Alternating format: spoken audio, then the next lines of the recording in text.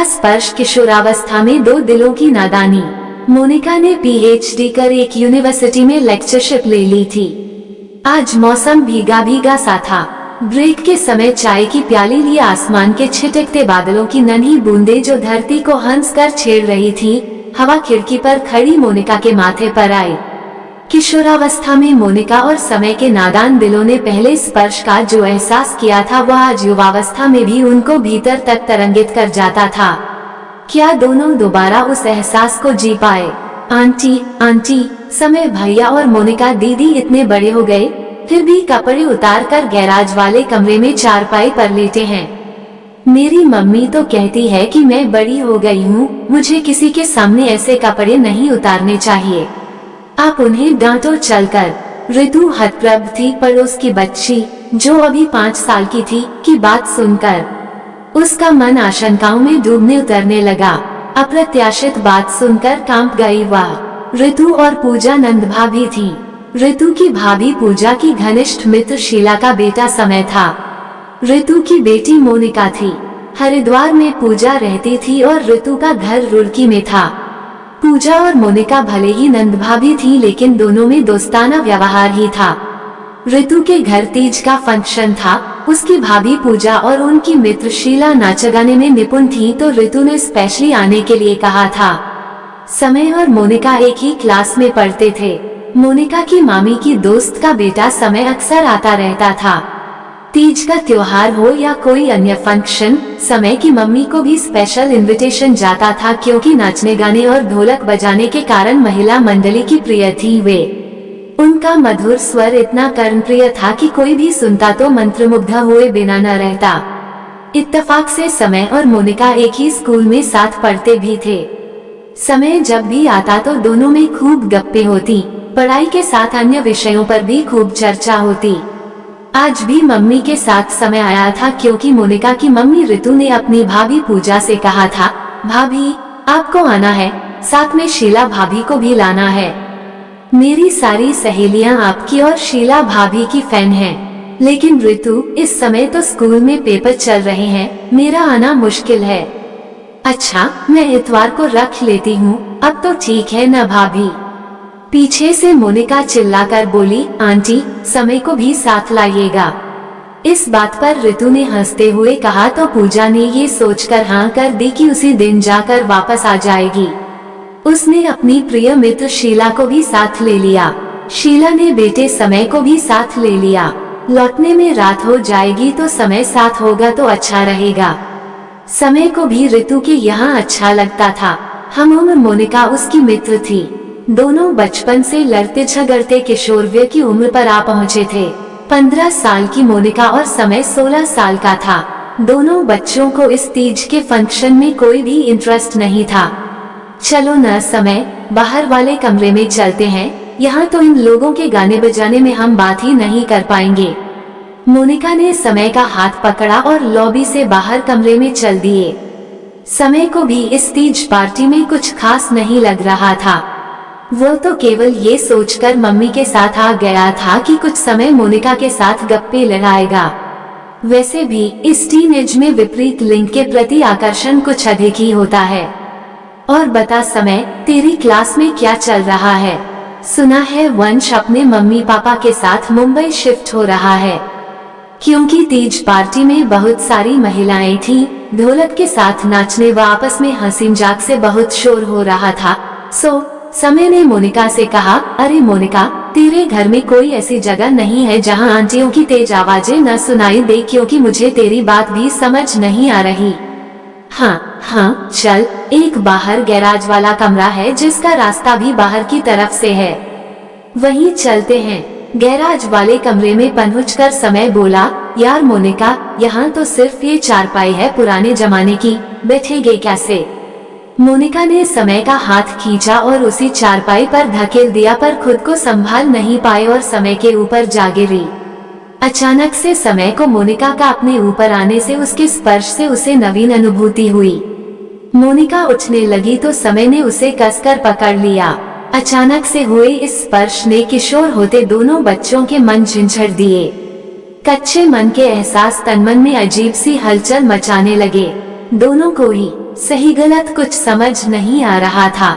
वे दोनों भावावेश में बहकर बहे जा रहे थे कि तभी वहां पास के घर में रहने वाली डॉली आ गई। समय और मोनिका कुछ समझ पाते कि तभी मोनिका की मम्मी और बुआ वहां आ गईं। अपने बच्चों को इस अवस्था में देखकर ऋतु और पूजा ने एक दूसरे को हताशा से देखा।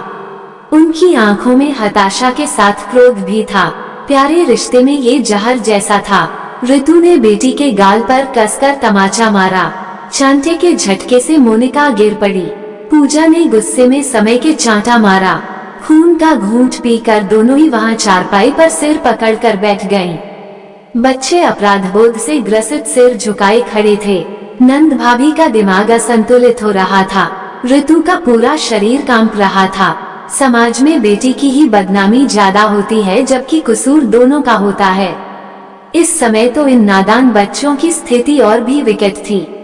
पूजा ने समय को तुरंत वापस जाने को बोला। फिर ऋतु को कंधे से पकड़कर उसको समझाने लगी, क्योंकि ऋतु क्रोध के आवेग में फफक कर रो रही थी।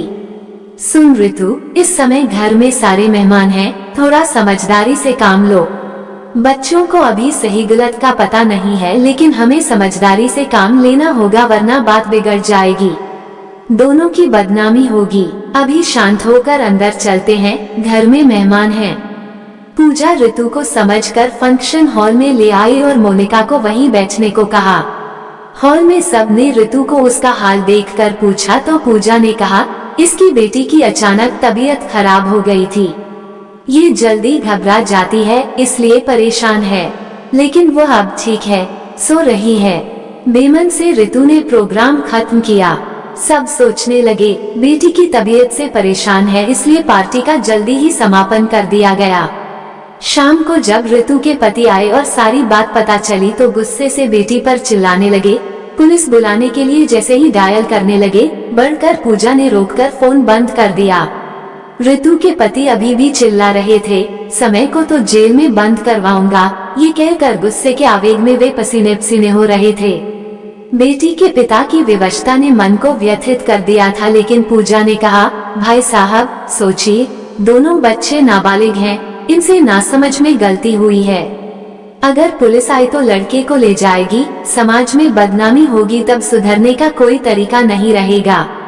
समय के व्यक्तित्व का विकास अपराधी के रूप में होगा, क्योंकि हर कोई इसे हेय दृष्टि से देखेगा। बेटी भी हर बार गलत सवालों का सामना करेगी, उसे भी समाज की घूरती निगाहों का सामना करना पड़ेगा।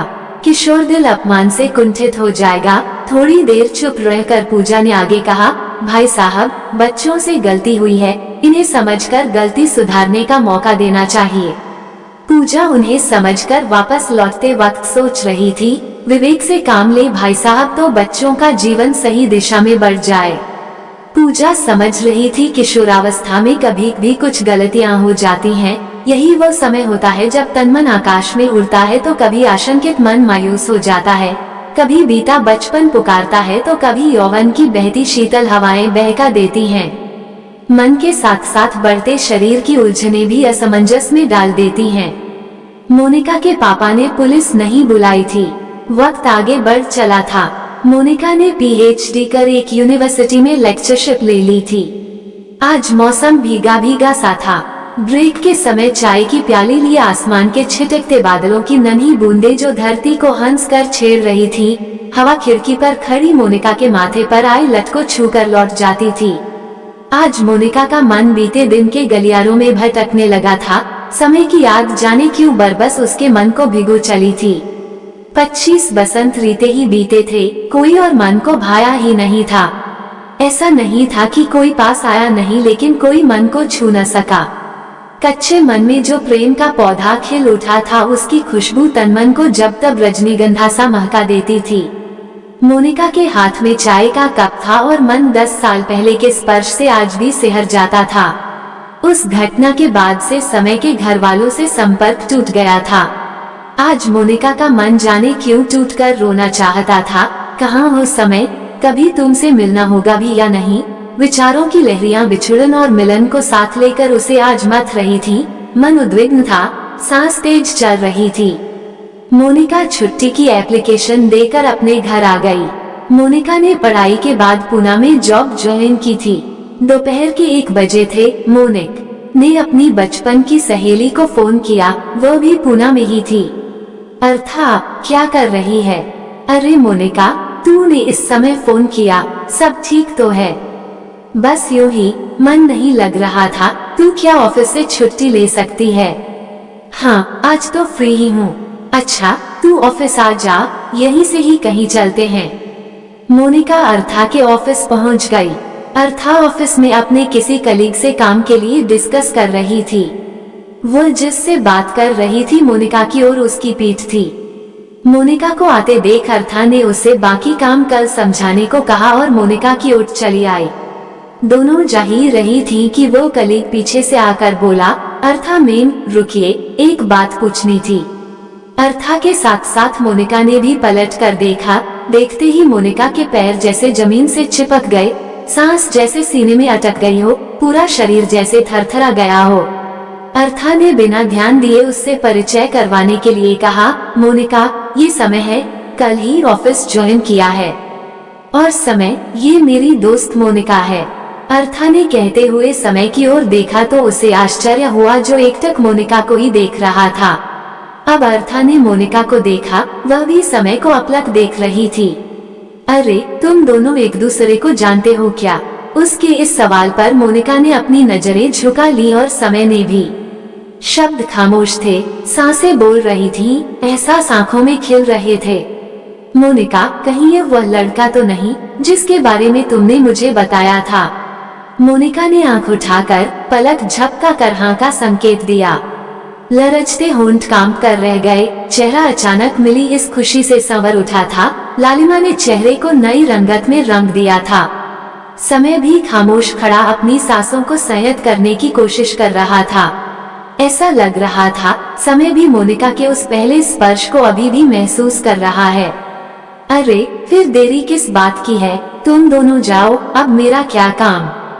और अर्षा मुस्कुराती अपने केबिन में चली गई। समय ने मोनिका से कहा, चले क्या? कुछ सकुचाई सी मोनिका उसके साथ चल दी। लिफ्ट से नीचे आकर समय ने कहा, तुम यहीं रुको, मैं कार लेकर आता हूँ। कार लाकर समय ने उसके सामने कार टोकी और दरवाजा खोलकर बैठने को कहा। मोनिका बिना कुछ कहे कार में बैठ गई।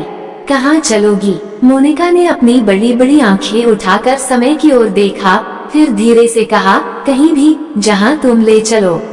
समय ने गाड़ी चलाते हुए पूछा, मेरी याद आई कभी? मोनिका की आंखों के आंसू शायद बहुत कुछ कह रहे थे। 10 साल का लंबा सफर जैसे मोनिका ने हर पल इंतजार किया है। पहला स्पर्श जिसे महसूस कर आज तक सिहर जाती है। किशोरव्य की नादानी आज वही मन का बंधन है।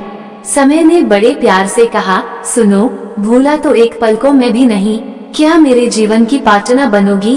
अधूरे एहसास को पूरा करने आज भूल नहीं परिपक्व कदमों के साथी होंगे। मोनिका का तन मन समय के प्यार की अनुभूति से सराबोर हुए जा रहा था। अब दोनों ही अपने को उस प्यार के एहसास में डुबो देना चाहते थे जिसकी अनुभूति उन्होंने बरसों पहले की थी। आपको ये कहानी कैसी लगी हमें कमेंट कर जरूर बताएं। इसी तरह की अच्छी कहानियाँ आप यहाँ पर पढ़ सकते हैं। यहाँ उपस्थित शिक्षाप्रद कहानियाँ आपका मनोरंजन करने के साथ दिशा भी देंगी। तो बने रहिए हमारे साथ और हमारे प्रयास को सफल बनाएं।